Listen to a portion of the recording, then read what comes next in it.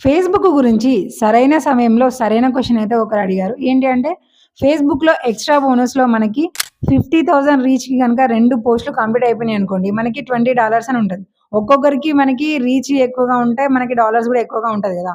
అది మాకు 50,000 అనే దగ్గర మాకు 1,00,000 రీచ్ గూడా కంప్లీట్ అయిపోయింది. కానీ మాకు డాలర్స్ ఇవ్వలేదు అనేది ఒకరు కామెంట్ జేషిల్లు. ఇగ దీని పరంగా ప్రాబ్లమ్ ఏంటిది? ఎందుకు ఇస్తలేదనేది జెప్తాను. ఇగ ఈ అప్‌డేట్స్ పరంగానైతే ఫేస్‌బుక్ వాళ్ళు గూడా కంప్లీట్ అయినంక గూడా ఎందుకు డాలర్స్ ఇవ్వలేదని పెద్ద పెద్ద క్రియేటర్స్ గూడా తలకాయలు పట్టుకుంటున్నారండి. ఇందులో ఏమొచ్చింది అనంటే ఇప్పుడు నార్మల్‌గా మనం పెట్టే పోస్ట్‌కి గూడా నార్మల్ వ్యూస్ గాకుండా ఎంగేజ్డ్ వ్యూస్ రావాలంట. దాని ప్రకారంగానే కౌంట్ చేసుకుంటారంట. అంటే ఇప్పుడు మనకి స్టార్టింగ్ వ్యూస్ అనగానే మనం ఇన్సర్ట్స్ మీద క్లిక్ చేయగానే మనకి వ్యూస్ కనిపిస్తాయి. ఇక్కడ కానీ మెయిన్ వ్యూస్ ఇవి గాదు. ఎంగేజ్డ్ వ్యూస్ అంటే కొంచెం కిందికి స్క్రోల్ చేస్తే ఇక్కడ మనకి వ్యూవర్స్ అని ఉన్నది. ఇక్కడ మనకి 50,000 వ్యూస్ గనక కంప్లీట్ దాటిపోతేనే మనకు ఆ పోస్ట్ 50,000 రీచ్ దాటింది అని ఇస్తారు. అంటే ఎంగేజ్డ్ వ్యూస్ అంటే ఏంటో తెలుసా?